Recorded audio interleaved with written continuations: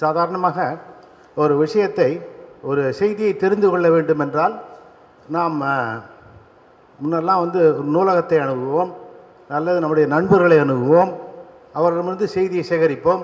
இப்பொழுதெல்லாம் அது தேவையில்லாமல் போய்விட்டது. தேடும் இயந்திரத்தை தட்டிவிட்டால் செய்திகள் கொட்டுகின்றன.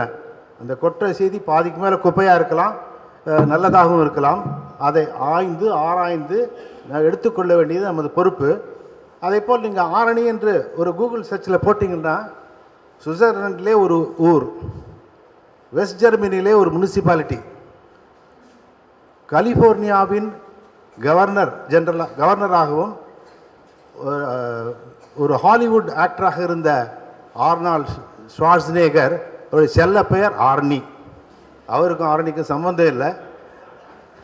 இருந்தாலும் இதே நம்முடைய ஆர்னி ஃபவுண்டேஷன் என்று யூகேயில் ஒன்று இருக்குது.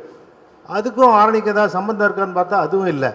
அந்த ஆர்னி ஃபவுண்டேஷன் என்பது பாரிசு வாயுவினால் பாதிக்கப்பட்டு குணமடைந்து அவர்கள் சேர்ந்த ஒரு கிளப். அது சரி. இந்தியாவில் பார்த்தால் ஆரணி யூனிவர்சிட்டி என்று ஒரு இந்தூரில் இருக்கிறது.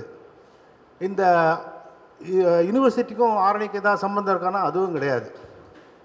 நீங்கள் அவ்வளோ தூரம் போக வேண்டாம். நம்முடைய பெரியபாளையத்துக்கு பக்கத்தில் ஆரணி என்ற ஊர் இருக்கிறது, அதுக்கும் சம்பந்தம் கிடையாது. ஆரணி ஆறு என்று ஓடுகிறது, அதுக்கும் சம்பந்தம் கிடையாது. இவையெல்லாம் ஏன்? ஆரணி பல்பஸ் என்ற ஒரு எருமை ரகம் உள்ளது. ஆரணிக்கும் எருமைக்கும் எதனால் சேர்த்து விட்டாங்கன்னு தெரியல. எதுவாக இருந்தாலும் ஆரணி என்பது எது? நான் பேசப்போகும் ஆரணி எது? சென்னையிலிருந்து பெங்களூர் போகும் வழியிலே ராணிப்பேட்டை என்ற இடம் வருகிறது. அந்த ராணிப்பேட்டையில் பாலாறு ஓடுகிறது. பாலாறை தாண்டினால் ஆற்காடு என்ற ஊர் வரும். இந்த ஆற்காடிலிருந்து ஒரு 26 கிலோமீட்டர் தெற்கே வந்தால் ஆரணி. ஆற்காடிலிருந்து மேற்கே ஒரு 20 கிலோமீட்டர் வந்தால் வேலூர். இந்த முக்கோணம் சரித்திர புகழ் வாய்ந்தது. ஆற்காடு என்பது தெரியும் உங்களுக்கெல்லாம், ஆற்காடு நவாபை பற்றி. இந்த படம் நான் கூகுள் மேப்லேருந்து எடுக்கலை. அதை போட்டால் பாதிக்கு மேலே கன்ஃபியூஸாக இருக்குது, ஒன்று கண்ணுக்கு தெரியறதில்லை. அதனால் நானே கையில் வரைந்த படம். இந்த ஆற்காடிலிருந்து ஆரணி வரும் வழியிலே சில சிற்றூர்களும் இருக்கின்றன. இருந்தாலும் நான் பேசப்போகும் ஆரணி இங்கு தான் உள்ளது. இதை சுற்றிலும் காஞ்சி, வந்தவாசி, திருவண்ணாமலை மற்ற எல்லா ஊருக்கும் நடுவில் இருக்கிற சரித்திர புகழ் வாய்ந்த ஊரை பற்றி தான் பேச போகிறேன். இந்த ஆரணியை பற்றி ஒரு 6 அதனுடைய குணாதிசயங்களான 6 பொருளை பற்றி பேசப் போகிறேன். வரலாறு, பூகோளம், சமூகம் மற்றும் பொருளாதாரம். இதை தனித்தனியாக பிரித்து சொல்ல முடியாது, எல்லாத்தையும் ஒன்றாக கம்பைன் பண்ணி சொல்ல போகிறோம். அடுத்து ஆரணி என்றாலே எல்லாருக்கும் தெரிஞ்சது பட்டு. ஸோ அதை பற்றி சொல்லாமல் இருக்க முடியாது. ஸோ ஆரணி பட்டு சேலைகளை பற்றி பேசப் போகிறேன். அடுத்தது 2ஆம் கர்நாடக போர் என்ற ஈஸ்ட் இந்தியா கம்பெனி எஸ்டாப்ளிஷ் பண்ண ஒரு விஷயத்தை பற்றி பேச போகிறோம். அடுத்தது 4வது கதை கோரி என்ற நினைவு சின்னத்தை பற்றி. அடுத்து ஆரணி ஜாகிதார்கள் என்ற கதை. அடுத்தது ஆரணி விடுதலை போராட்டமும் ஆரணிக்கு பெருமை சேர்த்துகளும் என்ற பெயர். இதைத்தான் முதலில் சொல்ல போகிறேன். ஒரு சிறிய வரலாற்று குறிப்பை பார்க்கலாம். ஆரணியை பழங்காலத்திலே ராஷ்டிரகூடர்கள், பிறகு சோழர் ஆட்சி இருந்தது. அதனுடைய தளபதிகளெல்லாம் சம்புராயர் என்று பெயர் பெற்றவர்கள். உங்களுக்கு பொன்னியின் செல்வன் படித்தீங்கன்னா தெரிஞ்சிருக்கும் சம்புராயர்கள். அந்த படை தளபதிகளே நிறைய பேர் இருக்காங்க. அவங்களெல்லாம் சிற்றரசர்களாக இருந்தாலும் அவர் யார் கூட வேலை செஞ்சாங்களோ அவங்க பேரையும் கூட சேர்த்துப்பாங்க. பார்த்திங்கன்னா 3வது பாருங்கள், எதிரிலி சோழ பாண்டிய நாடு கொண்டான். அதுதான் அவங்களுடைய வழக்கம்.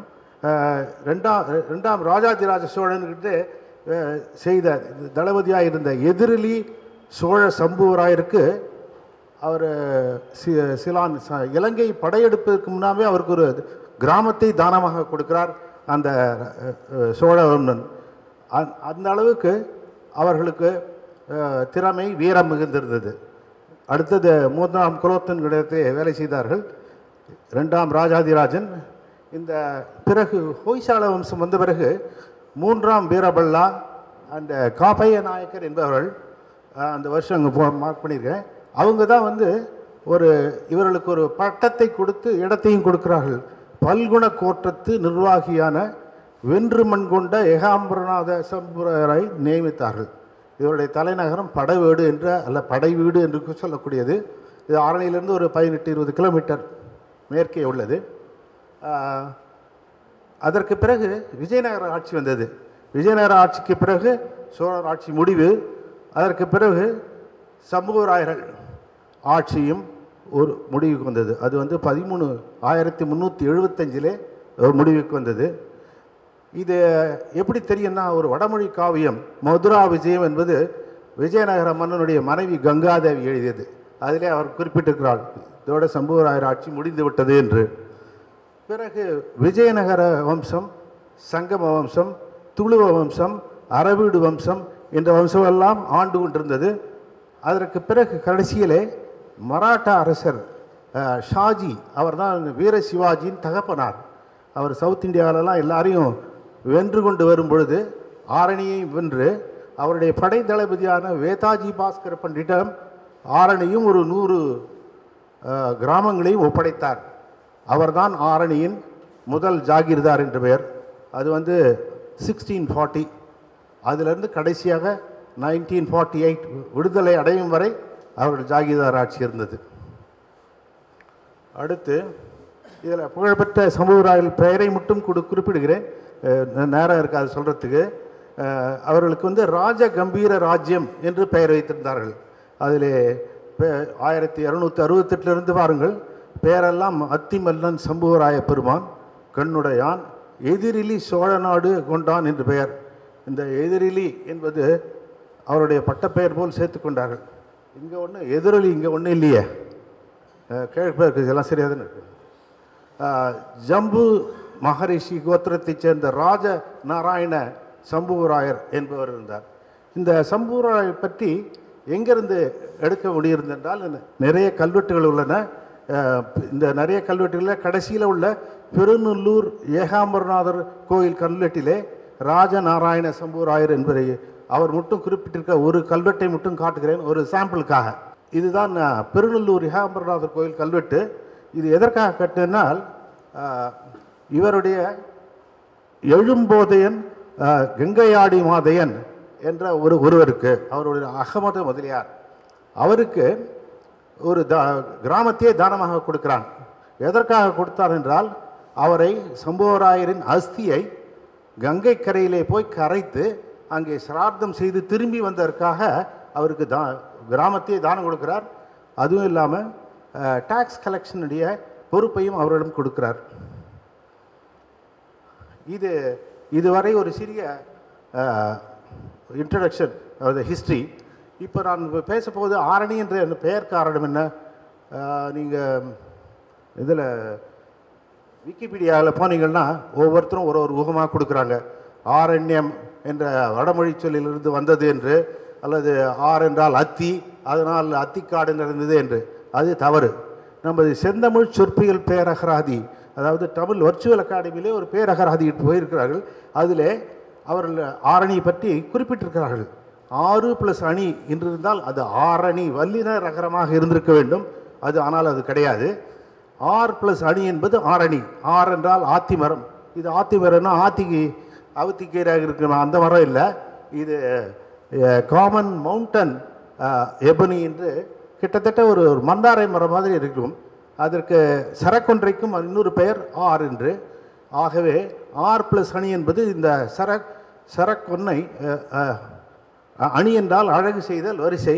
ஆகவே இந்த மரம் அழகு செய்யக்கூடிய இடம் அல்லது வரிசையாக இருக்கக்கூடிய என்பதால் ஆரணி என்று பெயர் வந்தது. இதற்கு அதே மாதிரி ஆற்காடுக்கும் அதே மாதிரி தான் பெயர் வந்திருக்கணும்.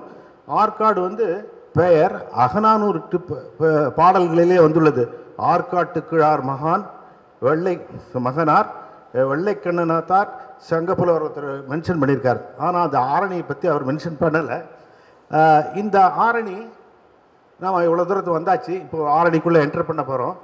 ஆரணிக்குள்ளே முன்னால் பார்த்திங்கன்னா கமண்டல நாகநதி என்பது ஜவ்வாது மலையிலிருந்து தொடங்குகிறது. கமண்டல நதி ப்ளஸ் நாகநதி இரண்டும் சேர்ந்து ஆரணி வழியே சென்று வாழப்பந்தல் என்ற இடத்திலே செய்யாற்றின் கூட சேருகிறது.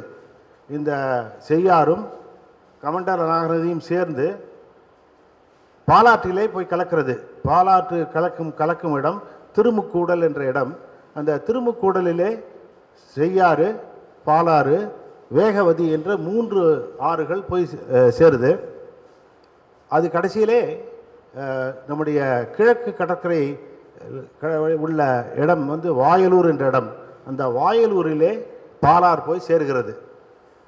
இந்த கமண்டல் நாகதிலே அந்த காலத்தில் எப்பாவது ஒரு தடவை தண்ணி ஓடும், அதாவது வெள்ளம் வரும். அப்புறம் வரும் மணலாக ஓடின்னு இருந்தது. இப்போ மணல் கூட கிடையாது, வரும் புதரும் புல்லும் தான் இருக்கிறது. அதை தாண்டி உள்ளே வந்தால் அதை ஒரு 4 பிரிவாக பிரிக்கலாம். ஒன்று முதலிலே எழுதியிருக்கிறது ஆரணிப்பாளையம் என்ற இடம். இந்த நடுவிலே முதுகுத்தண்டு போல் போகும் அந்த ரோடிலிருந்து மேற்கு பக்கம் கோரியும், அதாவது கோட்டையும் அதை சேர்ந்த மைதானம் இடம். அதற்கு பின்னே மறுபடியும் இருப்பது குயவர்பாளையம் எனப்படும் கொசப்பாளையம். இதை தவிர்த்து நிறைய நீர்நிலைகள் உள்ளன. இதுதான் நான் சொன்னது முதல் ஆரணிப்பாளையம், இது கோட்டை பகுதி, இது குயவர்பாளையம். இது அல்லாது சத்தியபிஜ நகரம் என்பது ஆரணியினுடைய தலைநகரம். இந்த இடத்துல நாம் கமண்டல நாகநதியை தாண்டிய உடனே முதலில் இருப்பது தயானந்த சரஸ்வதி அவர்களினுடைய ஆசிரமம். இது எதுக்கு சொல்கிறேன்னா, அங்கே இருந்தவர், முன்னால் இருந்தவர், நான் எல்லாமே பேசுவது 1965 வரை மட்டும்தான். அப்பொழுது இருந்த அவரை வந்து எல்லாரும் வெள்ளை வேட்டி சாமியார்னு சொல்லுவாங்க. அவர் தமிழிலே மிக ரொம்ப பாண்டியத்தம் பெற்றவர். அவர் வந்து புதுச்சேரியிலே இருந்த மகாகவி பாரதிக்கு எடுபிடி வேலை செய்து கொண்டிருந்ததாக அவர் சொல்வார். அதற்கடுத்தது இந்த ஆரணிப்பாளையத்திலே பெரிய தனவந்தர்கள் இருந்தார்கள். கோட்டையிலே வேலை செய்யக்கூடியவர்கள் அங்கே இருந்தார்கள். இதை சுற்றி நிறைய ரைஸ் மில் என்று சொல்லக்கூடிய அரிசி தொழிற்சாலைகள் இருந்தது, நெல் தொழிற்சாலை இருந்தது. ஆரணியின் முக்கிய விளைச்சல் வந்து விவசாயத்துக்கு முக்கியமானது நெல். இந்த பெரிய கடை வீதிக்கு மேற்கு புறம் இருப்பது கோட்டை பகுதி. இதில் கோட்டையினுடைய அகழி இருக்கிறது, அதில் அதனுடைய மதில் சுவர் இருந்தது. இதெல்லாம் இருந்தது என்று சொல்ல வேண்டும். என்றால் முன்னாலே இருந்த பெரிய 5 அடி 6 அடி அகலமுள்ள மதிர்ச்சுவர்கள் அனைத்தும் மறைந்து விட்டன. இப்பொழுது அது எல்லாமே ஆக்குபைட், எல்லாரும் ஆக்கிரமித்து கொண்டு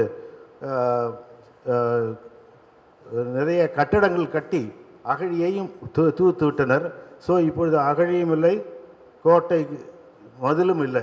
ஆனால் என்டர் பண்ண உடனே உள்ளுக்குள்ளே ஒரு கோட்டை மைதானம் என்று உள்ளது. அந்த மைதானத்தின் நடுவே ஒரு கோரி என்ற ஸ்தூபி உள்ளது. இதை பற்றி தனியான கதையாக கூறுகிறேன். அதற்குள்ளே, இந்த கோட்டைக்குள்ளே வந்தால் நீங்கள் சட்ராஸ் எனப்படும் சதுரங்கப்பட்டத்தை பார்த்துருந்தால் தெரியும். அதில் இருக்கின்ற ஒரு 4-5 அடி அகலமுள்ள சுண்ணாம்பாலும் செங்கலாலும் செய்யப்பட்டது. ரூஃபெல்லாம் வந்து வால் ரூஃப் என்று சொல்லக்கூடிய அறைகள் உள்ளன. இந்த அறைகளெல்லாம் குதிரை லாயறத்துக்காகவும் இராணுவ பயிற்சி இடமாகவும் இருந்தது. அதுவும் இல்லாமல் வெடிமருந்து கிடங்குகளுமாக இருந்தது. இந்த மைதானத்திலே இராணுவ பயிற்சி கூடமாக இருந்தது. இந்த இடத்துல இப்பொழுது ஒரு 3 பள்ளிகள் உள்ளன. காரனேஷன் பள்ளி, டவுன் SS சாஸ்திரியார் பள்ளி, இங்கே போர்டு ஹைஸ்கூல் என்று உள்ளது. இதை தவிர்த்து இதில் ஒரு கைலாசநாதர் கோயில் உள்ளது. இது மிக பழமை வாய்ந்தது அல்ல, ராயர் காலத்திலே கட்டப்பட்டது, பட் மிகவும் அழகானது. அதற்கு பின்புறம் ஆங்கிலேயரின் பெரிய சிமெட்ரி கல்லறை உள்ளது.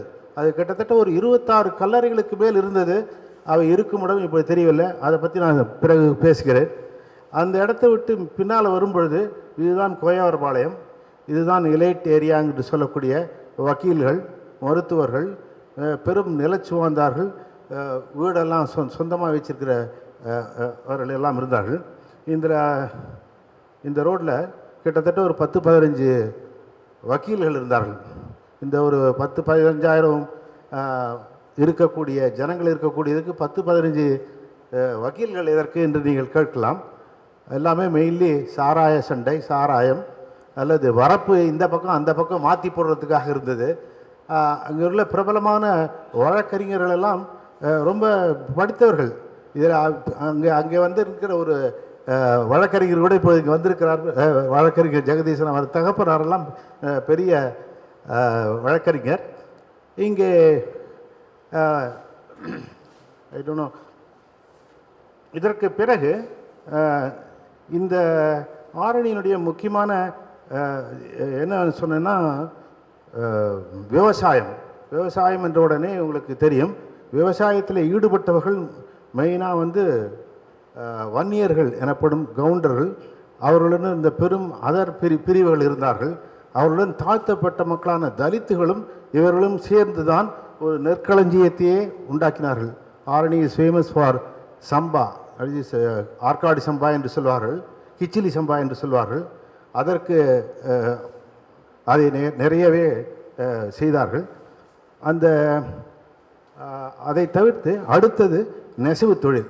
இந்த நெசவு தொழில் மிக முக்கியமான தொழில். அதிலே செங்குந்த முதலியார் என்பவர்கள் தான் அதிகம். அந்த செங்குந்த முதலியார் என்பார்கள், கைக்கிழவர் என்று சொல்வார்கள், சாலியர் என்று சொல்வார்கள், சேனி செட்டியார் என்று சொல்வார்கள். அவர் கூட பட்டுநூல்காரர் எனப்படும் பாகவதர்களும் இருந்தார்கள். இவர்களெல்லாம் இருந்த இடம். பிறகு ஆரணியிலே பெரிய நிலச்சுவாந்தார்களும் செட்டியார்கள் பல வகை வாணிபம் செய்து கொண்டிருந்தார்கள். அது தவளசம்போ அல்லது என்ன எண்ணெய் செட்டியார்கள் இருந்தார்கள். அதுவும் பலவிதமான அவர்களெல்லாம் பெரிய நிலத்துக்கு சொந்தமானவர்கள். அவர்கள் இருந்த இடம் இது. அது இல்லாத அடுத்து வாணிபத்தை அடுத்து இருப்பது நான் முன்னால் சொன்ன மாதிரி வக்கீல்கள் என்ற மருத்துவர்கள் இருந்த இடம். இந்த இடத்திலே பெரும்பாலான முகமதியர்களும் இருந்தார்கள். இது ஆரணியிலே ஆற்காடின் நவாபின் ஆளுகைக்கு உட்பட்டு இருந்தாலும் மிக குறைவாகவே இருந்தார்கள். அதிலும் உருது பேசக்கூடிய முஸ்லீம்கள் அதிகம். மற்ற முஸ்லீம்களெல்லாம் வறுமை கோட்டின் கீழே இருந்தார்கள். அங்கே ஒரு மசூதி ஒன்று உள்ளது. அது ஒரு மசூதி. அதற்கு பிறகு இன்னொன்று முன்னால் சொல்ல மறந்துட்டேன். நீர்நிலைகள், இந்த அகழிக்கு இந்த சூரிய குலத்திலிருந்து தண்ணி வரும். அங்கேருந்து அதிகமானால் எதிரே உள்ள குட்டைக்கு போகும். அந்த குட்டையிலிருந்து பையூர் ஏரி என்று இருக்கிறது. இந்த பையூர் ஒரு நிறைய படித்தவர்கள் இருக்கும் ஊர். இங்கேருந்து இதிலே ஓவர்ஃப்ளோ ஆனால் இந்த கமண்டல் நதியிலே போகும். இந்த அடுத்து இந்த வகுப்பினர், வெவ்வேறு வகுப்பினர் சொன்னேன், கிறிஸ்தவர்கள் இருந்தார்கள். இந்த கிறிஸ்தவர்களுக்கு முதலிலே அங்கு ஒரு புராட்டஸ்டன்டினுடைய தேவாலயம், இங்கே கேத்தலிக் கிளைகளின் மாதா கோவில் இருந்தது. இவர்களெல்லாம் ஆசிரியர் தொழிலில் ஈடுபட்டிருந்தார்கள். அவர்களே ஒரு கான்வென்ட் வேறு இருந்தது. ஆரணியினுடைய பள்ளிக்கூடங்கள் என்று சொன்னேனே, அதில் எல்லா பல்வகைப்பட்ட மக்களும் இருந்தார்கள். அதில் ராவுகள் என்று சொல்லக்கூடிய பிராமணர்கள், பிள்ளைமார்கள், முதலியார்கள் மற்றும் ஜைனர்கள். இங்கே ஜைனர்கள் நிறைய இருந்தார்கள், அவர்களும் இருந்தார்கள். கடைகளிலே ஜவுளி கடை மற்ற கடைகளை ஜைனர்களும் பார்த்து கொண்டிருந்தார்கள். இந்த இடத்துல இந்த பெரிய கடை வீதியும் சின்ன கடை வீதியும் ஜங்ஷனில் 5 கிளை ராந்தல் என்ற ஒரு லேம்ப் போஸ்ட் இருக்கும். அதில் 5 கிளை இருக்கும். அதில் விளக்கு வைத்து கூட்டம் கூடுவதெல்லாம் இருக்கும். இதில் பல்வேறு திருவிழாக்கள் உண்டு. இந்துக்கள் நடத்தும் திருவிழா இந்த கைலாசநாதர் கோயிலிருந்து வருவது. கைலாசநாதர் கோயில் அங்கே இருக்கிறது. அங்கே தேர் ஒவ்வொரு வருடம் போகும். இந்த கொய்யார்பாளையத்திலே தர்மராஜா கோவில் அல்லது திரௌபதி அம்மன் கோவில் என்று உண்டு. அதற்கு எதிரே ஒவ்வொரு வருடமும் ஒரு 18 நாள் பாரதம் படித்து கூத்து நடத்தி கடைசியிலே தீமிதி விழா நடத்துவார்கள். இதெல்லாம் விட முக்கியமான கமண்டல நாகநதியிலே இந்த இடத்துல புத்திரகாமெட்டி அம்மன் கோவில் என்று உள்ளது. இந்த புத்திரகாமெட்டி அம்மன் கோவிலிலே வருடம் பெரிய விழா நடக்கும். பிள்ளை இல்லாதவர்கள், குழந்தை இல்லாதவர்கள் யாகம் செய்வார்கள். கடைசியிலே மயான கொள்ளை நடக்கும். அதுவும் இல்லாமல் கீழே ஒரு ஒரு ராமர் கோயில் உள்ளது. பிறகு இங்கே ஒரு அருகர் கோவில். நான் முன்பு சொன்ன மாதிரி ஜைனர்கள் நிறைய இருந்தார்கள். ஒரு மசூதியை தவிர்த்து ஒரு தர்கா ஒன்று உள்ளது. இந்த தர்கா பற்றி பின்னாலே உங்களுக்கு கூறுகிறேன். இதில் பழங்குடி மக்களும் உண்டு. பழங்குடி மக்கள் என்றால் ஒற்றர்கள் என்று சொல்லக்கூடிய தெலுங்கு பேசும் நிலத்திலே வேலை செய்யக்கூடியவர்கள். அவர்கள் பன்றி வளர்ப்பதிலே மிகச்சிறந்தவர்கள். அதுவும் அல்லாது இருளர்கள் எனப்படும் ஒரு ஃபியர்லெஸ் பீப்புள், பயமின்றே அறியாத இருளர்கள் இருந்தார்கள். இவர்கள் ஆணுக்கும் பெண்ணுக்கும் ஈக்குவலாக வலிமை பெற்றவர்கள். இடுப்பில் குழந்தையை வச்சுன்னு கடப்பாறையால் மரத்தை பிளந்து வேலை செய்யக்கூடியவர்கள். இவர்கள் பாம்பு பிடிப்பதிலும் எலி பிடிப்பதிலும் தேர்ந்தவர்கள். இவர்கள் இவர்களும் விழா கொண்டாடுவார்கள். அவருடைய கடவுளெல்லாம் பேர் கண்டராயன், முனீஸ்வரன், காட்டேரி என்றதெல்லாம் இருக்கும். அவர்கள் விழா நடக்கும் பொழுது அவர்களும் பாடுவார்கள். அந்த பாட்டு கேட்குறதுக்கு ரொம்ப இன்ட்ரெஸ்டிங்காக இருக்கும். உதாரணமாக 2 லைன் பாடுறேன், கேளுங்க. டான் டாங் கணிகளை, டட்டமணி கணிகளை, கொம்பு சித்தின வெள்ளாடு கொண்டு வைக்கிற கணிகளை என்று பாடுவார்கள். இது எதற்காக சொன்னேன் என்றால், இதில் பார்த்தீங்களா கொம்பு சுத்தின வெள்ளாடு கொண்டு வைக்கிறேங்கிறாங்களாம். வெள்ளாட்டுக்கு கொம்பு சுற்றி இருக்காது, ஆனால் செம்மறி ஆட்டுக்கு தான் கொம்பு சுற்றி இருக்கும். அதனால் கொம்பு சுத்தின வெள்ளாட்டை கொண்டு வேணால் அது ஒரு ஸ்பெஷலாக கொடுக்குறேன்னு கன்னிமார்கள், அதாவது சப்த கன்னிகளை பார்த்து பாடுகிறார்கள். இதே போல் இந்த இருளர் வம்சம் இப்பொழுது ஆல்மோஸ்ட் எல்லாம் போயாச்சு. ஆரணியிலே இந்த இடத்துல சந்தை நடக்கும். அந்த சந்தையில் மாட்டு சந்தை, மாடுகளை விற்பார்கள். அது காலையிலே கொண்டு வயிறு ஃபுல்லாக தண்ணியை ரொப்பி பெருசாக்கி விலைக்கு விற்பாங்க. அது ரெண்டாவது அது பேரம் பேசுவது ரொம்ப தமாஷாக இருக்கும். நேராக பேச மாட்டாங்க, பேசும் கையை ரெண்டுத்தையும் கோத்துன்னு மேலே துணியை போட்டுருவாங்க. உள்ளுக்குள்ளே விரலுக்குள்ளே பேசி விலை பேசுவார்கள். அதை போன்ற நிலவரம் இருந்தது. ஆரணியிலே மாம்பழம் ரொம்ப ஃபேமஸ். காத்தர், பீத்தர், மல்கோவா, காலப்பாடு மற்றும் பச்சரிசி மாங்காய் என்ற ஒரு ரகம். இது எங்கேயுமே உங்களுக்கு பார்த்துருக்க மாட்டீங்க. அங்கே இருக்கும் இலவம்பாடி கத்திரிக்காய் மிகவும் பிரசித்தமானது.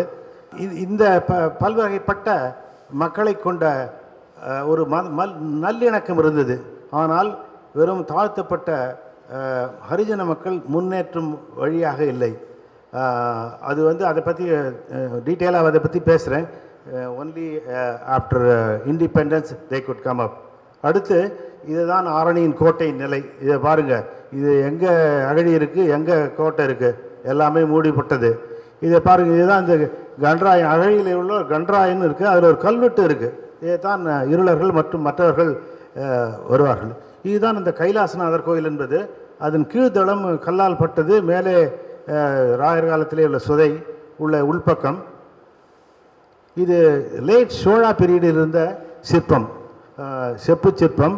உள்ளுக்குள்ளே கைலாசங்களில் ஒரு மிக அழகான கல் தூண். இதுதான் நான் முன்னாலே சொன்ன ஒரு ஆரம்ப பள்ளி. இதற்கு ஜார்ஜ் மன்னர் 5th அவர் தான் இந்தியாவிலே பட்டாபிஷேகம் நடந்தது. வேறு ஆங்கில அரசர் யாருக்கும் நடக்கலை. அவர் ஞாபகார்த்தமாக கட்டினது காரனேஷன் நிதி உதவி பள்ளி, சென்ட் ஜோசப் கான்வென்ட் என்று உள்ளது. இதுதான் ஒரு டிப்பிக்கல் வீடு. பார்த்திங்கன்னா மேலே ஓடு, உள்ளே ஒரு தாழ்வாரம்,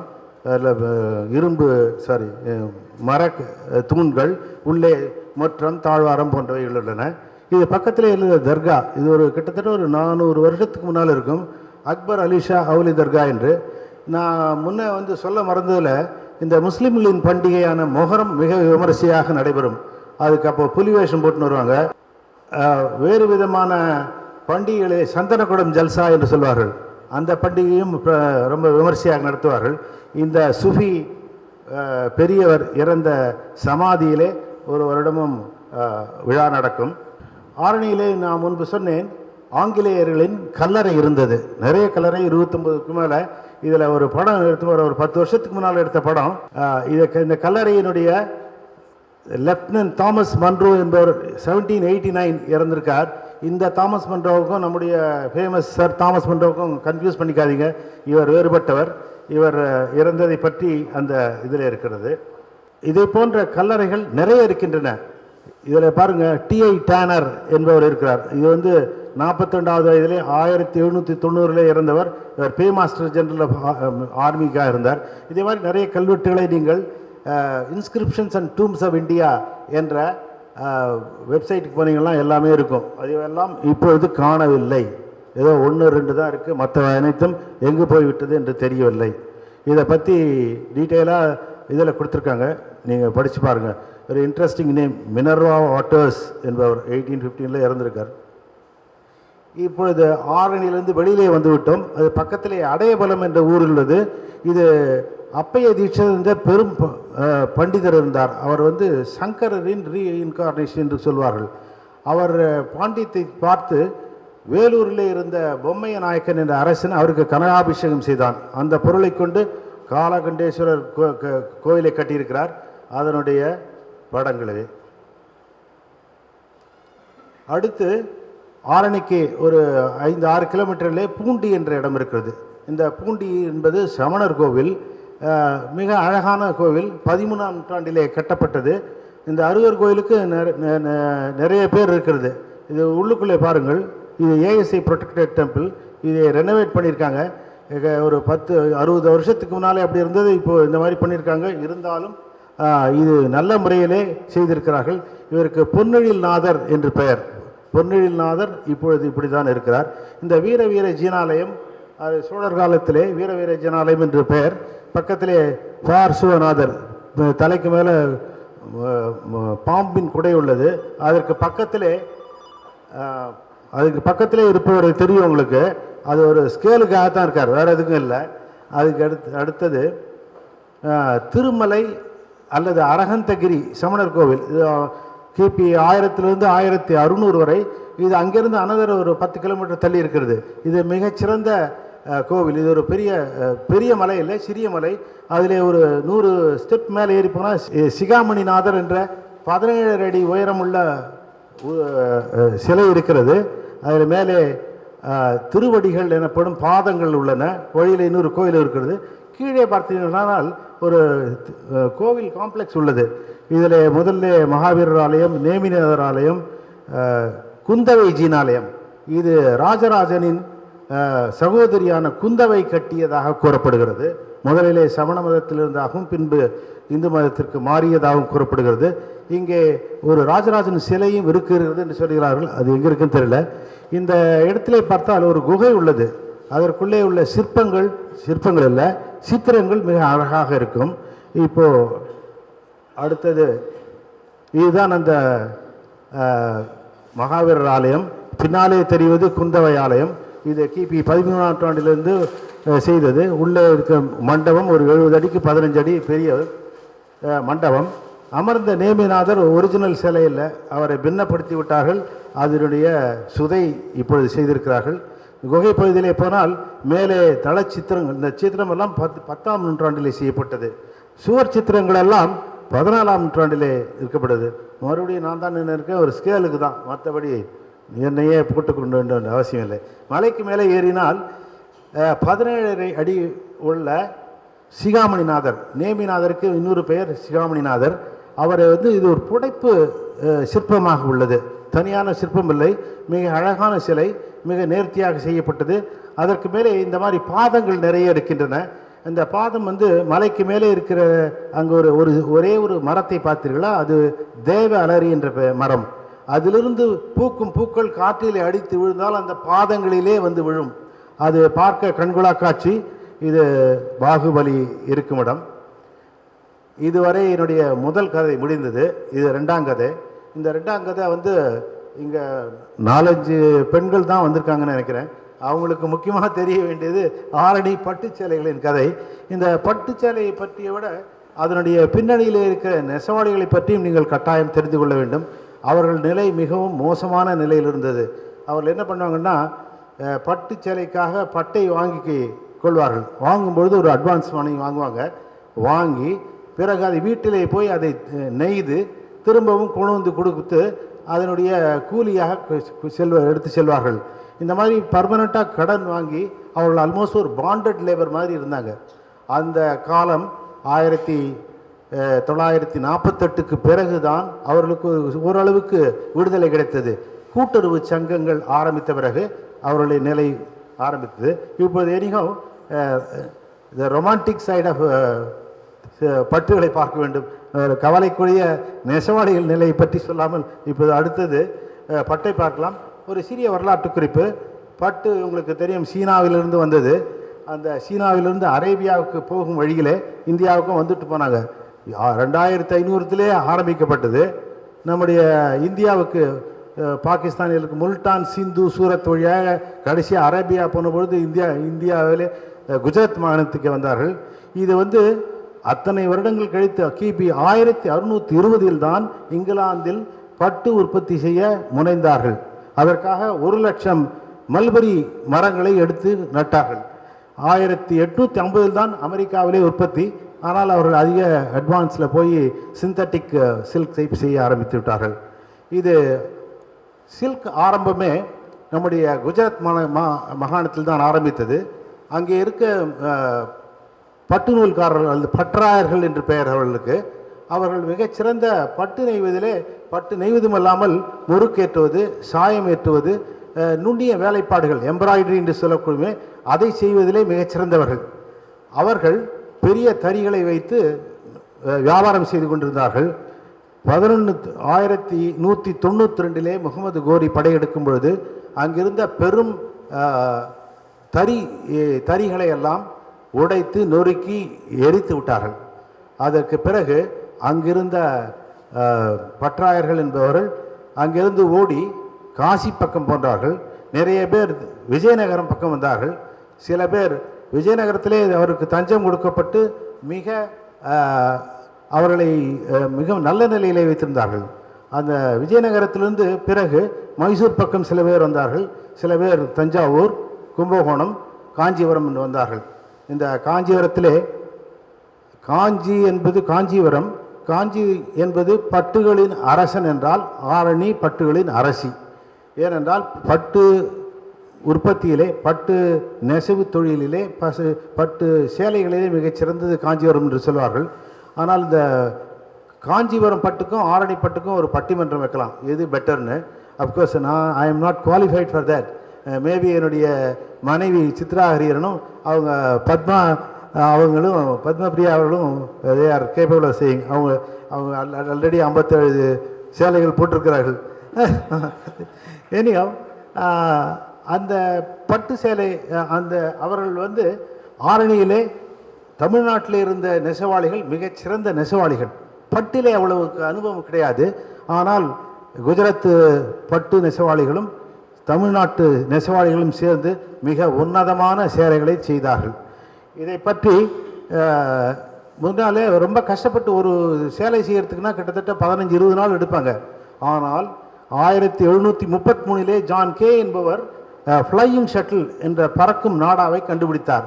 அதற்கு பிறகு வேலை ரொம்ப சுலபமாயிற்று. அதுவும் இல்லாமல் பலவிதமான டிசைன்களை புகுத்த வேண்டியதற்கு 1805 ஜோசப் மேரி ஜெக்கார்ட் என்பவர் ஜெக்கார்ட் எந்திரத்தை கண்டுபிடித்தார். அந்த எந்திரத்தை கண்டுபிடித்த பிறகுதான் பட்டு நெசவே ஒரு பரவசப்பட்டானது. பிறகு இதுதான் சில்க் ரூட். முன்னால் நான் சொன்னது மாதிரி இந்த ஏன்ஷியன் சில்க்லும் எல்லாம் அவர்களுக்கு ஒரு காட்டேஜ் இண்டஸ்ட்ரியாக வைத்திருக்கின்றார்கள். சிக்கு எடுப்பதிலே சீனர்கள் வல்லவர்கள். இப்போ சிக்கு நிறைய பண்ணுறாங்க, பட் இருந்தாலும் அப்போல்லாம் சிக்கு எடுப்பதிலே சிறந்தவர்கள். இந்த பட்டு எடுப்பது முசுக்கொட்டை என்னும் இலையை 29 நாள் சாப்பிடும். அதுக்கப்புறம் போய் ஒரு கூடு கட்டி உள்ளுக்குள்ளே ஒரு பரிணாம வளர்ச்சியினால் வெளியே பறந்து போகும். இதுக்கு முன்னால் அதை பிடிச்சி அதை சாவடிச்சுட்டு அதை நாம் இந்த குக்கூன் எனப்படும் இதுதான் அந்த கூடு அதில் செய்கிறோம். இப்பொழுது எப்படி தறி நெய்கிறார்கள் என்பது ஒரு சிறிய அச்சுடன் பாவு நூலை சேர்த்தல். அது முன்னால் அதை முறுக்கேற்ற வேண்டும், சாயமேற்ற வேண்டும், அதுக்கு பசை தடவ வேண்டும், பிறகு அச்சிலை புகுத்த வேண்டும். இதுதான் அந்த ஜக்கார்ட் என்ற தறி. இதில் உள்ள பஞ்ச் ஹோல்ஸ் என்று சொல்லப்படும் துளை போட்ட அணைகளை வழியாக டிசைன்களை செய்ய முற்படுவார்கள். நெசவு ஆரம்பிக்கும் முன் நாடா கோர்க்கும் விதம். இந்த இடத்துல நீங்கள் பார்த்தீங்கன்னா இந்த இடத்துல கோக்குறாங்க. இது முன்னாலெல்லாம் ஒரு தனியாள் கோத்துன்னு இருப்பார். இப்போல்லாம் நிலையை சுலபமாக செய்ய முடிகிறது. இந்த இழைப்புச் சேர்க்கலை அப்புறம் கெட்டிப்படுத்தணும், அதான் இங்கே பண்ணுறாங்க. இந்த பாவிக்குள்ளே இதுதான் நான் சொன்ன இந்த ஃப்ளையிங் ஷட்டில் என்பது. இந்த ஃப்ளையிங் ஷட்டில் இங்கேருந்து அந்த பக்கம் போகும், போன பிறகு அங்கேருந்து இங்கே வரும், அதை கெட்டிப்படுத்துவார்கள். இது ஒரு கிட்ட பார்த்தால் இதுதான் இந்த ஃப்ளையிங் ஷட்டிலுடைய இது மிதிகள். இந்த மிதிகள் 4 இருக்கும். அதில் ஒன்று இழையை 2 தூக்கும், இன்னொரு மிதி கீழே இறக்கும். இதுக்கு நடுவில் நூல் போய் அதை கெட்டிப்படுத்துவார்கள். இன்னொன்று பார்டரை சேர்க்கும், இன்னொன்று மேலேருந்து ஜக்கார்டிலிருந்து டிசைன்களை செலுத்தும். இதுதான் ஜரிகை கோர்க்கும் விதம். பிறகு சேலைக்கு கடைசியாக பசை தடவுதல், சேலை அச்சிலே சுற்றுதல். இதோ இப்போது பட்டு சேலை விற்பனைக்கு தயார். இது இந்த பட்டிலே பல வகைகள் உண்டு. ஆரணி பட்டிலே நீங்கள் பார்டர், அதுக்கு அப்புறம் கோர்த்து வாங்கும் இடம், உடம்பில் புட்டா அல்லது ஊசிவானம் அல்லது முப்பாகம் என்று 3 நிலையிலே உள்ளது. அப்புறம் முன்னுக்கு பின்னா போடலாம், மேலுக்கு கீழே போடலாம் என்ற எல்லா விதமான சகல விதமான பெர்மிட்டேஷன் காம்பினேஷனில் இப்போது சேலை செய்கிறார்கள். நான் முன்பு சொன்ன நெசவாளிகளை பற்றி மறுபடியும் கூறவில்லை, பின்னாலே கடைசியிலே வருகிறேன். இதுவரை இந்த 2ஆம் கதை முடிந்தது. 3ஆம் கதை. முதலிலே ஆரணி சிறு வரலாறு, அடுத்தது சில்க்கு, கொஞ்சம் ரொமான்டிக் சைட். மறுபடியும் திரும்பியும் நாம் வரலாற்றுக்கு போவோம். இந்த 2ஆம் கர்நாடக போர் என்பது மிக முக்கியமானது. ஏன்னு கேட்டால் அப்பொழுதுதான் இவர்கள் ஈஸ்ட் இந்தியா கம்பெனி தன்னுடைய ஆளுமையை செலுத்தி அதில் வெற்றி பெற்றது. அது கிபி 1751 நடந்தது.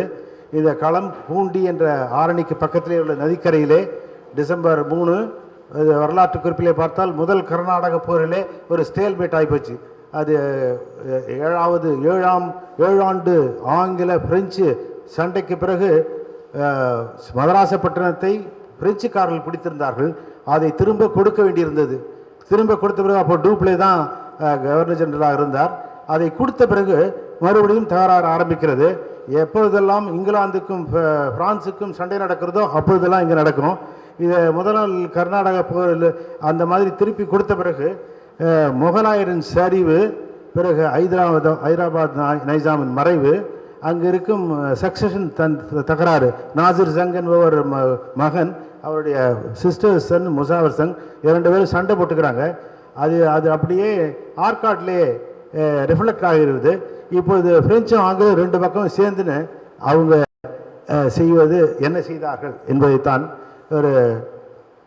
இதுதான் முகலாயர்கள். அகமது ஷா என்பவர் டெல்லியில் இருந்தார். அவர் அங்கே சாதுல்லா கான் ஹைதராபாத் நிசாம், அந்த முகலாயரின் கீழே ஹைதராபாத் நிசாம், ஹைதராபாத்தின் கீழே ஆர்காட் நவாப், இந்த ஆர்காட் நவாபின் கீழே மற்றவர்கள் இருந்தார்கள். இப்போது அந்த சாதுல்லா கான் இறந்த பொழுது அவருடைய மகன் முசாஃபிரும் நசீர் சிங்கும் இருந்தார்கள். ஆர்காட்டிலே அப்பொழுது ஆர்காட் நவாப் முகமது வாலாஜா இருந்தார். அவரை இந்த சந்தா சாஹிப் ஓட்டி விட்டார். இதுக்கு திருச்சிக்கு ஓட்டி விட்ட பிறகு அவர் அந்த இடத்துல உட்கார்ந்து கொண்டார். அவர் அந்த நாசிர் சங்குக்கு சந்தா சாஹிப் உதவி செய்கிறார், முசாஃபிர் ஜங்குக்கு ஆர்காட் நவாப் செய்கிறார். இப்போது ஆர்காட் நவாப் திருச்சியில் உட்கார்ந்துருக்கார். ஆனால் ஆங்கிலேயர் அந்த ஆர்காட் நவாபுக்கு உதவி செய்வதற்காக ராபர்ட் கிளைவின் தலையிலே இருக்கிறார்கள். இப்போது பிரெஞ்சு டூப்ளே சந்தா சாஹிப்புக்கு செய்கிறார். ஆக நாசிர், சந்தா சாஹிப், பிரெஞ்சு டூப்ளேவுக்கு அன்பளிப்பு எவ்வளவுன்னா ஒரு கிட்டத்தட்ட 2 லட்சம் பவுண்ட் அவருக்கு அன்பளிப்பாக கொடுத்திருக்கிறார்கள். இது வரலாற்றிலே உள்ளது. இதுதான் இது அடுத்தது நான் இதில் சொல்லுகிறேன். இந்த போர் அணிவகுப்பு என்று பார்த்தால் சந்தா சாஹிப்பின் மகன் ராஜா சாஹிப் தலைமையிலே பிரெஞ்சு தளபதி டூப்ளே தலைமையில் இருக்கும் 4 பீரங்கிகள், குதிரைப்படை 2000. அந்த பக்கம் பாருங்கள், ஆர்காட் நவாப், ஆங்கில தளபதி ராபர்ட் கிளைவ், பீரங்கி 3, ஆங்கில படைகள் 20. இந்த ஆங்கில படை என்று சொல்வது ஆல்மோஸ்ட் ஒரு கூலி படை என்று சொல்லலாம். இந்த இடத்துல ஜெயிச்சா அந்த பக்கம் போயிடுவாங்க, அந்த பக்கம் ஜெயிச்சா இந்த பக்கம் வந்துடுவாங்க. இவர்கள் இந்த போர் வகுப்பிலே இதுதான் போர் நடந்த இடம். இந்த பூண்டி கால்வாயிலிருந்து சண்டை நடக்கிறது. இதில் நீங்கள் பார்த்தீர்களானால் இதுதான் ஆற்காடு கோட்டை. இப்பொழுது இதற்குள்ளே ராபர்ட் கிளைவ் உட்கார்ந்து கொண்டு இருக்கிறார். அங்கே ஏன்னு கேட்டிங்கன்னா, இங்கிருந்த ஆற்காடு நவாப் அவர் திருச்சியிலே உள்ள வாலாஜா முகமது வாலாஜாவை பிடிக்க அங்கே போயிருக்கார். அந்த சமயத்தில் ராபர்ட் கிளைவ் இங்கே வந்து உட்காந்துட்டார். இதை பார்த்துட்டு சந்தா சாஹேப் அவருடைய பிள்ளை ராஜா சாஹேப் திருப்பி அனுப்புகிறார். முதலுக்கே மோசம் வந்து போச்சேன்னு ஆற்காட்டுக்கு அனுப்புகிறார். ஆற்காட்டுக்கு அனுப்பும் பொழுது ஆற்காடில் 27 நாள் முற்றுகை இடுகிறார். அவர் ராஜா சாஹேப்பால் கிளைவை ஒன்றும் பண்ண முடியல. ஸோ அவர் என்ன பண்ணுகிறார், திரும்பி நாம் திருச்சிக்கே போகலாம் என்று ஆற்காட்டிலேருந்து வேலூருக்கு வந்து, வேலூர்லேருந்து ஆரணி கோட்டைக்கு வந்து, அங்கேருந்து திரும்ப திருச்சிக்கு போகிற சமயத்தில், திரும்பும் சமயத்தில் இந்த புளுவெல்லாம் இருக்கிறதெல்லாம் பிரெஞ்சு அண்ட் சந்தா சாஹேப், இந்த சிகப்பெல்லாம் ஆங்கிலேயர்களும் இவர் சந்தா சாஹேப்களும். இவர் திரும்பி இந்த நேரம் ஒரு குறுகலான கால்வாயிலே போகும்போது பின்பக்கமாக இவருடைய பீரங்கி தாக்குதல் நடக்கிறது. இந்த பக்கம் போனவங்க திருப்பி இவர்களுடன் சண்டை செய்ய வேண்டியிருந்தது. இடம் ரொம்ப மோசமாக இருக்கும்போது இவர்களால் தாக்கு பிடிக்க முடியாமல் ஆல்ரெடி ரொம்ப டயர்டாக இருந்தாங்க. அப்பொழுது வந்து கீழே இறங்கி ஓட போகும்பொழுது இந்த சகதி இலம் சதுப்பு நிலமாக இருந்ததிலே கீழே இறங்கி அடி வாங்கி கொண்டு இது வழியாக சென்று கோட்டைக்குள்ளே ஓடுகிறார்கள். கோட்டைக்குள்ளே ஓடினபொழுது இரவாகிறது. ராபர்ட் கிளைவ் போர் நிறுத்தம் செய்கிறார். இவங்க ராத்திரியோட திருச்சிக்கு ஓடிவிட்டார்கள். ராபர்ட் கிளைவ் மறுநாளைக்கு வந்து கோட்டையை பிடித்து அவருடைய ஆர்ம்ஸ், அம்யூனிஷன், ட்ரெஷர் எல்லாவற்றையும் பிடித்தார். இது ராபர்ட் கிளைவின் சமயோஜியத்தை காட்டியது. அதுவே அவருடைய பெரிய இடத்திற்கு அவரால் செல்ல முடிந்தது. இதில் தோற்ற டூப்ளேக்கு மிகப்பெரிய சரிவு. இதுதான் அந்த ராபர்ட் கிளைவ். அதுக்கு பக்கத்தில் இருப்பார் டூப்ளே. அவருக்கு வயசு டிஃபரன்ஸ் பாருங்கள். இந்த ராபர்ட் கிளைவ் என்பவர் அவர் ஊரில், சொந்த ஊரில் ஒரு தாதாவாக இருந்தார். ஒரு மாமூல் வாங்கக்கூடியவர். கடைகளெல்லாம் போய் எல்லார்ட்டையும் மாமூல் வாங்கினார்.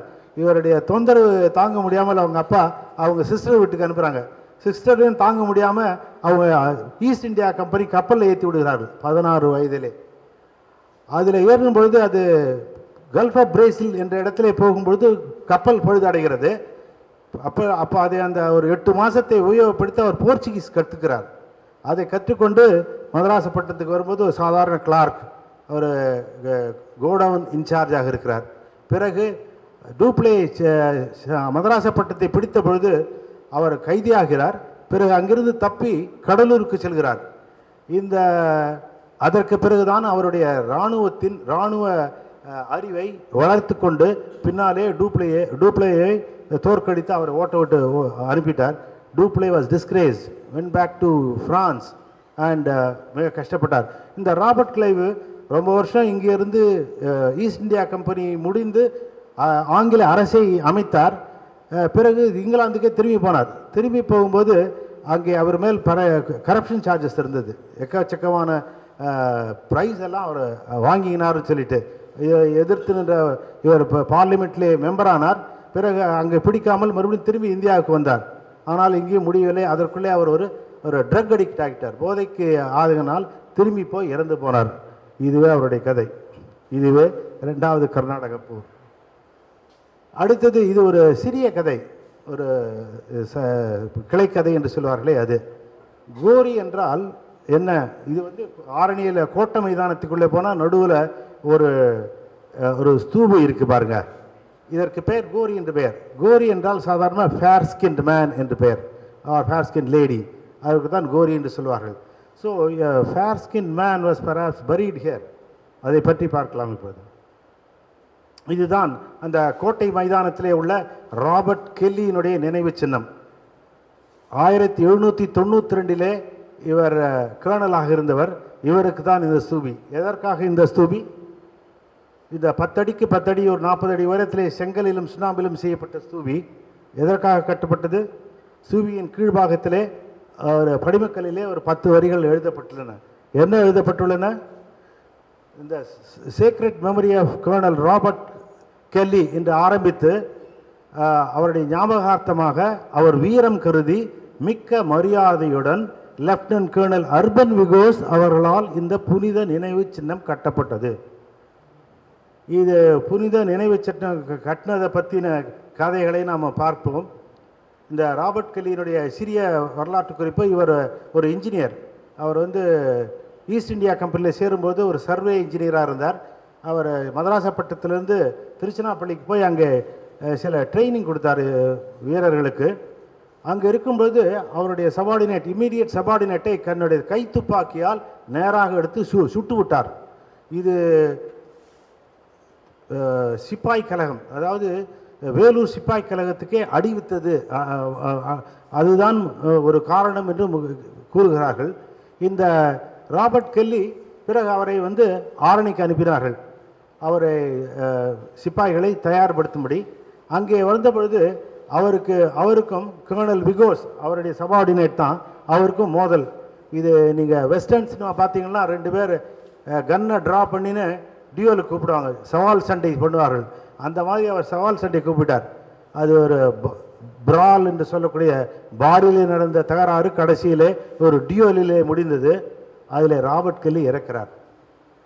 இது எதனால் என்று சொல்ல என்றால், இந்த கர்னல் விகோஸ் என்பவர் அவருடைய மனைவி கிட்ட போய் சொன்னாராம், இந்த ராபர்ட் கெல்லி பிரயோஜனமே கிடையாது, அவர் ஒரு ஆண் பிள்ளையே கிடையாதுன்னு சொன்னாராம்.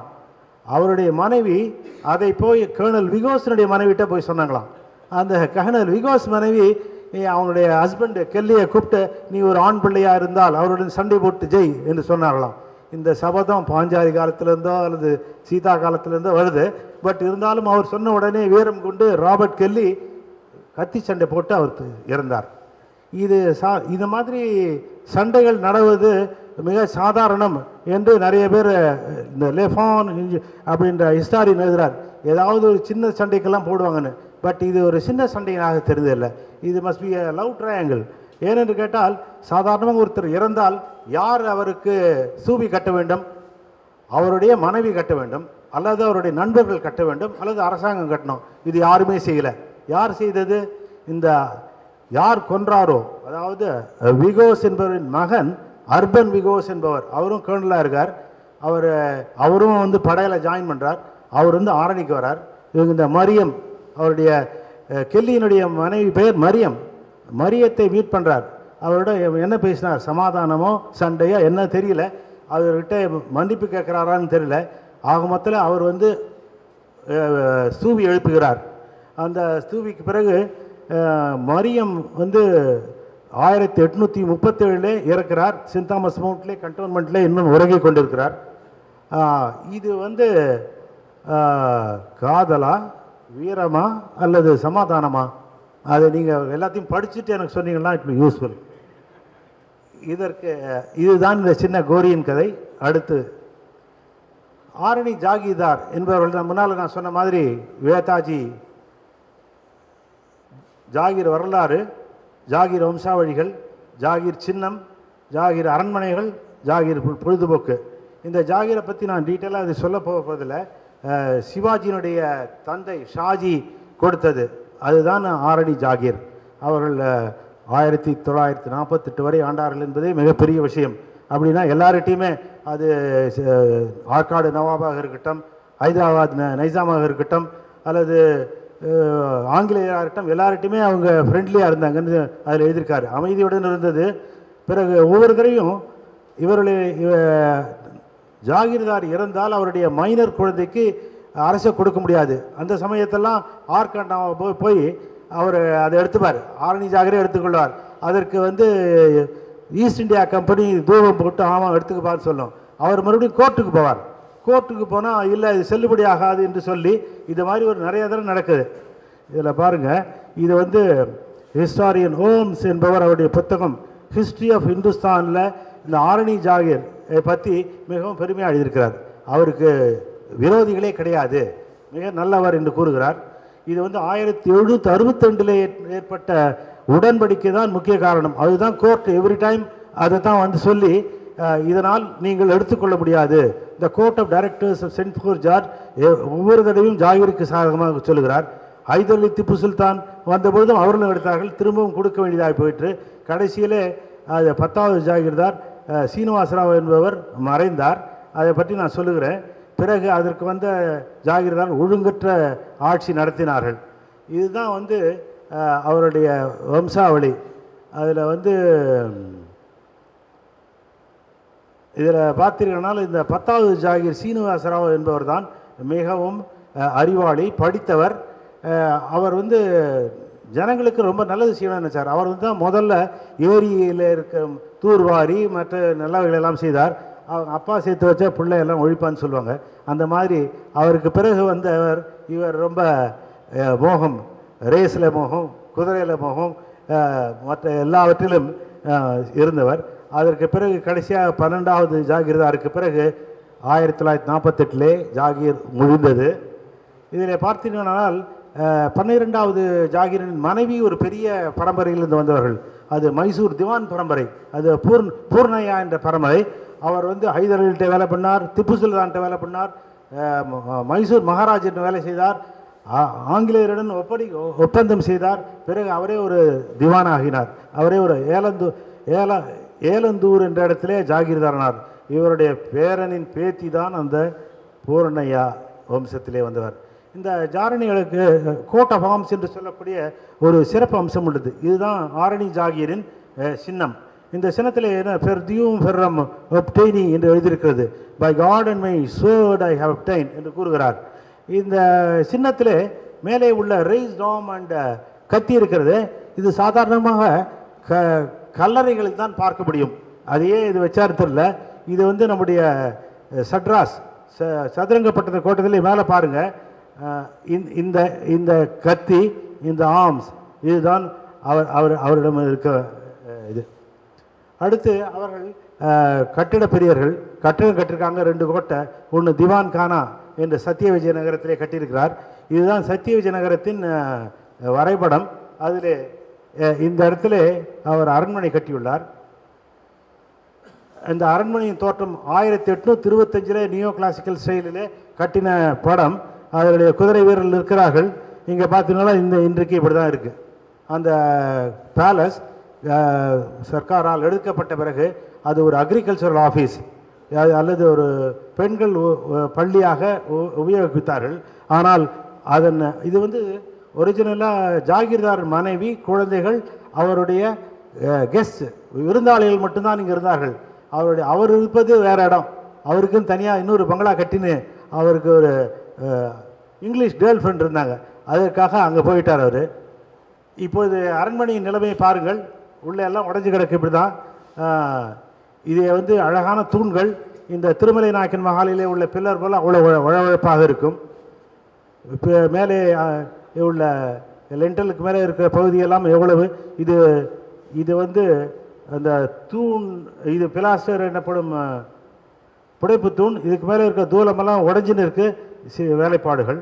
இது வேலைப்பாடுகள் பாருங்கள். இந்த படம் இதில் பாருங்கள். இதை சேர்ந்ததா? இதை பார்த்தா ஒரு ஊமை கோட்டான்னு தெரியல. அது நம்மளை பார்த்து கேட்குதான், நீங்களெல்லாம் இதெல்லாம் பார்த்து ஊமை மாதிரி இருக்கிறீங்களே அப்படின்னு கேட்குற மாதிரி இந்த ஊமை கோட்டான் உள்ளது. அவர் வசிக்கும் இடம் என்னன்னு சொன்னேனே, இது வந்து ஃபாரஸ்ட் அரண்மனை. இது பூசிமலை குப்பம் என்ற பக்கத்திலே தான் இருக்குது, ரொம்ப தூரத்தில் இல்லை. இது ஒரு இண்டோ சாரசனிக் ஸ்டைலே கட்டினது. அதுதான் ஆர்கிடெக்ட் WN பாக்சன் என்பவர் கட்டினார். அவருடைய 850 கட்டிய படத்துக்கும் அவர் கட்டி முடித்தது 1860 எப்படி இருக்கு பாருங்க. அப்படியே அதே மாதிரி கட்டியிருக்கார். இந்த பாக்சன் சென்னை ஸ்பென்சர்ஸ் கட்டிடத்தை கட்டிய ஆர்கிடெக்ட். இது அரண்மனையின் இன்றைய நிலையை பாருங்கள். செங்கல் சுண்ணாம்புனாலே உங்களுக்கு தெரியும். சென்னையிலே எக்கச்சக்கமான பில்டிங்ஸ் எல்லாம் இந்த மாதிரி தான் செஞ்சுருப்பாங்க. அதன் முகப்பு தோற்றம் இன்று யாரும் கவனிக்காத நிலையிலே உள்ளது. உள்ளுக்குள்ளே அழகான கார்பல் பிராக்கெட்ஸும் பிரிக்கில் இன்னும் கூட எவ்வளோ இந்த நலிந்த நிலையிலேயும் எப்படி இருக்குது பாருங்கள். இதை பார்த்தீர்களானால் இதில் பின்புறத்திலே ஒரு இரும்பிலே செய்த வேலை. சாதாரணமாக இந்த கட்டடக்கலையிலே இரும்பு வேலை சேர்க்க மாட்டார்கள். ஆனால் இதில் நம்முடைய எக்மோர் ரயில்வே ஸ்டேஷனில் பார்த்தீங்கன்னா தெரியும், மிகச்சிறந்த இரும்பு வேலை செய்திருப்பார்கள். அதை போல் செய்திருக்கிறார்கள். இவருடைய பொழுதுபோக்கு குரு பூஜை நிறையா பண்ணுவாங்க. தசரா விழா எப்பொழுதும் செய்வார்கள். கட்டிடங்கள் கட்டுவார். இவர் வெளிநாட்டு முகம், குதிரை ராசனம். இந்த குரு பூஜை பற்றி அந்த மடம் பிருந்தாவனம் என்று பெயர். இதை பற்றி சொல்கிறது இதுதான் இந்த சத்திய விஜய சுவாமிஜி அவர் தான் இந்த இடத்தை சொல்லி இங்கே நீ கட்ட வேண்டும் என்று சொன்னார். அதன் பிரகாரம் கட்டினாங்க. இதை பற்றின ஒரு டீட்டெயில் ஆலயம் கண்டேன் வெப்சைட்டுக்கு போனீங்கலாம் இருக்குது. அதில் அவங்க அதை போய் பார்த்துங்க டீட்டெயில்ஸுக்கு. இது வந்து ஆரணி ஹவுஸ் என்று சென்னையிலே உள்ளது. இது எக்மோரிலே உள்ள பெண்கள் மற்றும் குழந்தைகளுடைய மருத்துவமனையின் ஒரு பகுதியாக சேர்க்கப்பட்டுள்ளது. கீழே இருப்பது பாக்சன் மறுபடியும் ஆர்கிடெக்டாக இருந்த அவருடைய காட்டேஜ் கொடைக்கானலே உள்ளது. இதை பாருங்க. இது வந்து ஏதோ கடை பட்டியல் கிடையாது. இந்த 1228 48 வரை ஜாகீர்தார்கள் உபயோகித்த கார் மொத்தம் 182. இதில் கடைசியாக 12ஆம் ஜாகீர்தார் வாங்கிய வரதட்சணை 24 கார். அவர் அது ஒன்று தான் கேட்டாராம், எனக்கு 24 கார் கொடுத்துருங்க, நான் கல்யாணம் பண்ணிக்கிறேன். அது வந்து நீங்கள் இதில் ஏபிசிடியிலே நீங்கள் எதை வேணால் சொல்லுங்கள். A for Austin, B for Buick, C for Chevrolet, D for Dodge, E for Essex, F for Fordனு எல்லாமே இருக்குது. XYZல தான் காணும். இது அதுக்காகவே ஆல்பபெட்டிக்கல் ஆர்டருக்கே தான் வாங்கினாங்களான்னு தெரியல. இப்படி வாங்கியவர்கள் கடைசியிலே அவருக்கு ஒரே ஒரு கார் தான் இருந்து கடைசியில் அதையும் விற்றுட்டார். இது இந்த மாதிரி அவருக்கு ரொம்ப வெளிநாட்டு மோகம், ரேஸ், கார் இவற்றில் இருந்தவர்களுடைய கடைசி கதி என்னவாகும் என்பது பராமரிசில் தெரியுது. இதுவரை நான் கூறியது ஜாகீர். இப்பொழுது விடுதலை போராட்டத்துக்கு வந்துள்ளோம். இந்த விடுதலை போராட்டம் என்பது மிக முக்கியம். எல்லா தமிழ்நாட்டிலே இல்லாமல் இந்தியா மொத்தமே இருந்தது. தமிழ்நாட்டிலே ஆரணியின் ஒரு பங்கு ஒரு மிக முக்கியமானது. ஆரணி காந்தி 2 தடவை வந்திருக்கிறார். அவரை பற்றி கூறுகிறேன். பெரிய எல்லா போராட்டங்களும் நடந்தன. காங்கிரஸிலே பிரிவுகள், ராஜாஜி பிரிவு, சத்தியமூர்த்தி பிரிவு என்று இருந்தது. விடுதலைக்கு பின் என்ன ஆயிற்று என்பதிலே கூறுகிறேன். அன்றைய சிறப்பு தலைவர்கள் எழுத்தாளர்களை பற்றியும் கூறுகிறேன். எழுத்தாளர் இல்லாத ஊர் என்ன ஊர், ஆறிலா ஊருக்கு அழகு பாழ் என்று சொல்வார்கள். ஆனால் எழுத்தாளர் இல்லா ஊர் எதுக்குமே லாயக்கில்லை. ஆரணி 1927 வந்தார். பின்னாளிலே உள்ள ஒரு மங்கலான கட்டிடத்தில் தான் அவர் தங்கியிருந்தார். அது சேஷாச்சல செட்டியார் வீடு. 2 தடவையும் அங்கே தான் வந்திருந்தார். முதல்ல வந்தது கதர் பிரச்சாரத்துக்காக வந்திருந்தார். அங்கே வந்து முதல் நாளைக்கு அன்றைக்கி பரசுராம நாயக்கரின் அரிசி ஆலையில் கூட்டம். அது டிக்கெட்டட்.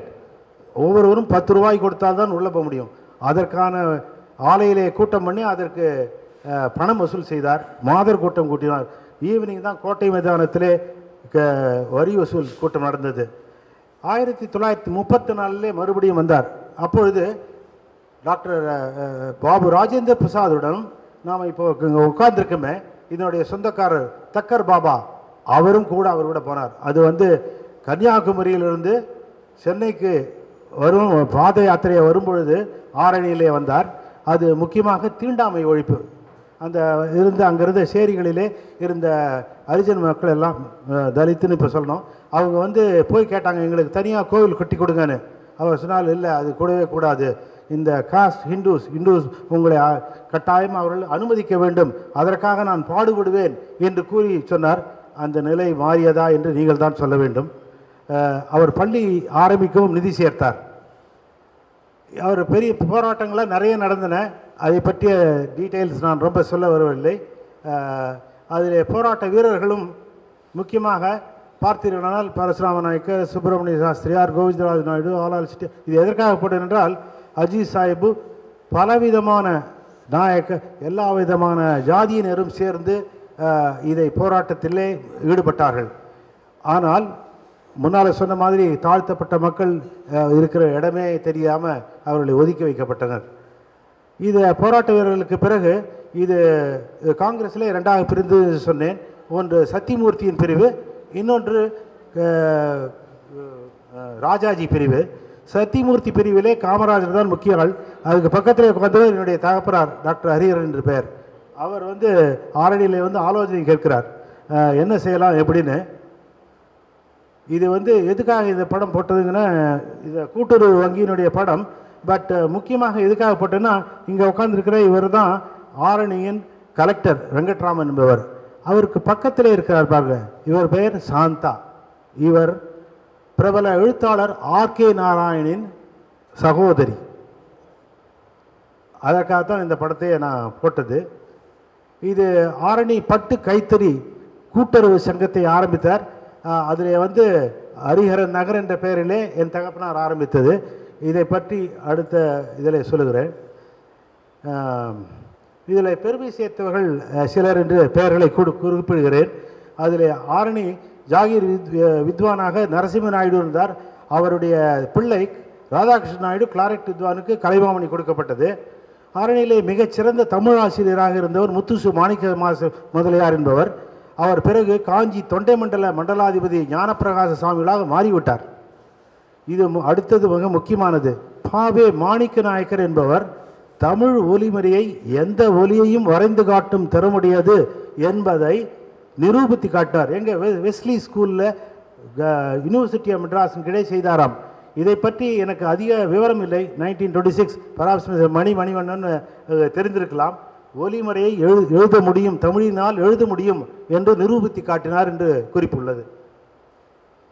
இவர் ஆரணியின் சில்க்குன்னு சொன்னால் அடுத்தது என்ன தெரியும்னா மர்மக்கதை மன்னன் ஆரணி குப்புசாமி மொழியார். இவர் மர்மக்கதை அந்த காலத்தில் படித்தவங்களுக்கெல்லாம் தெரியும். இவர் தமிழிலிருந்து ஆங்கிலத்திலிருந்து மொழிபெயர்க்கவில்லை, அதை தமிழாக்கம் செய்தார். அவர் வந்து ஒரு உப்பள அதிகாரியாக இருந்தார். அவர் சர்வ சஞ்சீவகரணி என்ற இலங்கையிலே வந்த பத்திரிகைகளுக்கு ஆசிரியராக இருந்தார். ஆனந்தபோதி ஆசிரியராக இருந்தார். Reynolds, Walter Scott, Dumas, Conan Doyle நாவல்களை தழுவி தமிழில் எழுதினார். இவர் வெறும் மர்மக்கதை மட்டும் எழுதலை, இவர் கைவல்லிய நவநீத வசனமும் எழுதியிருக்கார். இதை போட்டு வெர்சடைல் பர்சனாலிட்டி எங்கே பார்த்துருக்கீங்களா? மர்மக்கதை ஆனந்த சிங்னு எழுதியிருக்கார். கானன் டயலின் ஷெர்லாக் ஹோம்ஸ் ஆனந்த சிங், வாட்சன் அவருடைய விஸ்வநாதன், அவருடைய இன்ஸ்பெக்டர் அன்னு ராவ் என்பதை வைத்து கிட்டத்தட்ட 9 வால்யூம் எழுதியிருக்கார். அதுவும் இல்லாமல் பிரெஞ்சு கதைகளை தழுவி எழுதினார். ஹவுண்ட பாஸ்கரவில் என்பது பாஸ்கர விலாசில் படுகொலை என்று மாற்றியிருக்கிறார். அதே மாதிரி ஹிஸ் லாஸ்ட் போ என்ற கதை ஆனந்த சிங்கின் அஷ்ட விஜயங்கள் என்று எழுதியிருக்கிறார். மாயக்களவு, த அட்வென்ச்சர்ஸ் ப்ரையாரி ஸ்கூல் என்று மாயக்களவு என்று இருக்கிறார். இது ஒரு சாம்பிள் தான். கிட்டத்தட்ட இந்த மாதிரி ஒரு 15-20 நாவல்கள் எழுதியுள்ளார். இவர் டாக்டர் வி ஹரிஹர் என்பவர் என்னுடைய தகப்பனார் என்பதற்காக நான் அதை போடலை. முக்கியமானவர் அந்த கடைசியில் இருக்கு பாருங்க, அது வந்து அவருடைய ஜெயில் பட்டை. ஜெயிலுக்கு போயிட்டு வந்த பிறகு அப்புறம் பின்னாலே அவர் தாமர பட்டம் கொடுத்தார்கள். இவர் எதுக்காக முதல்ல போட்டேன் என்றால், இவர் தான் முதல் அலோபதி டாக்டர். ஆரணிக்கே வந்து டாக்டராக வந்தார். வாரத்திலே ஒரு நாள் கிராமத்திலே வேலை செய்வார், இன்னொரு நாள் ஹரிஜன் காலனியிலே போய் இலவசமாக வைத்தியம் பார்ப்பார். இவர் முக்கியமாக நான் சொல்ல வந்தது கூட்டுறவு சங்கிலின் எழுச்சியின் தந்தை என்றே சொல்லுவேன். இவர் ஆரம்பித்தது ஆரணி பட்டு நெசவாளர் கூட்டுறவு சங்கம், அதனுடைய தலைவராக இருந்தார். அவர்தான் வந்து ஆரணி கூட்டுறவு ஹவுசிங் சொசைட்டிக்கு தலைவராக இருந்து அத்தனை நெசவாளிகளுக்கும் வீடு கட்டினார். இப்போ கட்டுற மாதிரி ஏனோ தானோன்னு கட்டின்னு போல, நெசவாளிகள் உட்கார்ந்து அவர்களால் தறி நெய்யக்கூடிய அளவுக்கு ஒரு வசதியை பண்ணி கொடுத்து செய்தார்.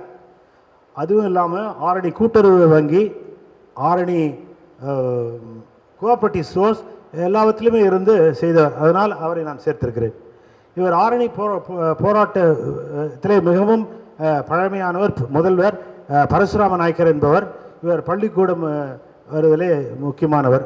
இதில் கீழே இருக்கார், இவரும் ஒரு போராட்ட வீரர், ஆலால சுந்தர முதலியார் என்பவரின் பேரன்.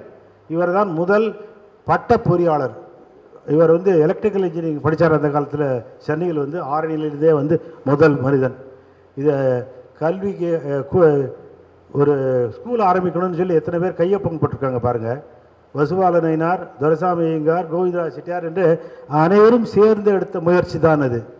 இது KN அண்ணாமலை என்பவர் ஆரணியின் நெசவாளர் கூட்டுறவு சங்கத்தின் பர்மனண்ட் வைஸ் பிரசிடெண்ட்டாக இருந்தார். அவர் ஒரு கம்யூனிஸ்ட்டு, அதனால் எல்லாத்தையும் அழுத்தி அப்படியே வாசி. அவர் வந்து கடைசி வரையில் தன் வாழ்வு நாள் முழுவதையும் நெசவாளிக்காக செலவழித்தவர். அவர் வந்து அந்த கூட்டுறவு சங்க துணைத் தலைவராக 40 வருஷம் பணிபுரிந்தவர். கடைசியில் நான் போட்டிருக்கிறது, கடைசியில் அதுக்கு முன்னால் காந்தன் என்ற கிருஷ்ணமூர்த்தி, இவர் தான் முதல் நடமாடும் நூலக வங்கி. இவர் தான் எங்களுக்கெல்லாம் கதை புத்தகத்தை இன்ட்ரடியூஸ் பண்ணுவார். அவர் ஒரு ஊனமுற்றவர். இவர் நடந்து போய் எல்லார் வீட்லேயும் ஒவ்வொருத்தருக்கும் படிக்க புத்தகங்கள் கொடுத்து தன்னால் தன் ஊனம் ஒரு காரணமே இல்லை, முன்னேறுவதற்கு காரணமே இல்லாமல் என்று நிரூபித்த ஒரு சிறந்த மனிதன். அவருடைய பிரதர்ஸ் வந்திருக்காருன்னு நினைக்கிறேன், அவரால் வர முடியல. இது டாக்டர் எஸ் ஸ்ரீனிவாசன். மறுபடியும் என்னடா எல்லாருமே எங்கள் வீட்டில் இருக்கவங்களே போடுறேன்னு நினைக்காதீங்க. ஏன்னா ஆரணியின் முதல் 2 FRCS வாங்கிய அறுவை நிபுணர் அவர். அவர் தொழுநோய்க்காக வாழ்நாள் முழுவதும் உழைத்து அதற்கான பத்மஸ்ரீ பெற்றவர். கை காலெல்லாம் சரியாக்குறது தான் வேலை. தொழுநோடிகளின் கை கால்களை சரியாக்குவது அவருடைய வேலை. அடுத்து சார்வாகன் என்ற புனைப்பெயர் கொண்டு தமிழ் எழுத்தாளர். அவர் ஒரு பெரிய புத்தகமே போட்டிருக்கார். கிட்டத்தட்ட ஒரு 60-70 சிறுகதைகளுக்கு மேல் எழுதியிருக்கிறார். ஹரி ஸ்ரீனிவாசன் என்ற பெயரிலே கவிதை ஏற்றிருக்கிறார். அதுவும் இல்லாமல் த இந்தியன் ஜேர்னல் ஆஃப் லெப்ரசிக்கு தொகுப்பாசிரியராக இருந்திருக்கிறார். கிட்டத்தட்ட ஒரு 15-20 வருஷம் இருந்தார். பிறகு பயனியர் ஆஃப் ஹேண்ட் சர்ஜரி என்ற சர்வதேச விருதை ஆஸ்திரேலியாவிலே வாங்கியவர். இது கர்னல் ஆர் ஹரிஹரன் என்பவர் ஆரணியிலே முதல் விசிஷ்ட சேவா மெடல் வாங்கியவர். இவர் IPKவிலே இருந்து துறையில் இருந்து ஓய்வு பெற்றவர். இப்பொழுதும் இலங்கை, பாகிஸ்தான், பங்களாதேஷ் மற்ற விவகாரங்களே ஆய்வாளராக இருக்கிறார்கள். இதை துணுக்கு செய்தி டைம் இருக்கான்னு தெரியல, இல்லைன்னா மராட்டா கவிஞர் ரகுநாத பண்டிட் என்பவர் நல் தயமந்தியினுடைய சுயம்பரத்தை பற்றி சமஸ்கிருத காவியத்தை விஜயநகர் ஜாகிர்தார் அரண்மனையிலே உட்கார்ந்து எழுதினார். இவருக்கு ஜாகீருக்கு சொந்தமான ஆரணியை பற்றி சொன்னேன். கள்ளுக்கடை இது தேவையில்லை உங்களுக்கு, இதுக்கு சம்மந்தப்பட்ட விஷயம் இல்லை. இருந்தாலும் ஒரு துணுக்கு செய்தினால கைலாசநாதர் கோயில் 35 அடி உரம் கவிழ்ந்தது. விழுக்கும்போது விழுந்தது, அதில் 5 பேர் இறந்தனர். அப்புறம் இந்த 10வது ஜாகிர்தார் ஆரணி மெடல் என்று சிறந்த சயின்ஸ் ஸ்டூடெண்ட்டுக்காக செய்தார். அதனுடைய முதல்ல வாங்கினது யாருன்னா சர் CV ராமன் 1905லும், டாக்டர் எஸ் சந்திரசேகர் அவர் 1930லும் வாங்கிய பரிசுகள். இந்த ஜாகிர்தானுடைய இப்போ இருந்த 12வது வாரிசு பிரசிடென்சி காலேஜில் தான் படித்தார். அவர் போய் கேட்டாராம் இந்த மெடலை பற்றி. அவங்க இந்த மெடல்னு எனக்கு தெரியாது, அது எங்கே இருக்குதுன்னு தெரியாதுன்னாங்களாம். அவர் ரொம்ப கஷ்டப்பட்டு தேடி தேடி பார்க்குறா, இதுவரையிலும் கிடைக்கல. உங்களுக்கு யாராவது கிடைச்சதுன்னா சொல்லுங்கள். இதில் நன்றி இவர்களுக்கெல்லாம் முதலில் தமிழ் பாரம்பரிய அறக்கட்டளைக்கு. ஏனென்றால் அவர்கள் தான் என்னை ஊக்குவித்து இந்த மேடையில் ஏற்றினார்கள். ப்ரொஃபஸர் சுவாமிநாதன், பத்ரி, கோபு, அவர் ரவிசங்கர், முத்துசாமி என்றவர்களெல்லாம். இதில் அவர்களுக்கு இத்துடன் என் உரையை முடித்துக் கொள்கிறேன்.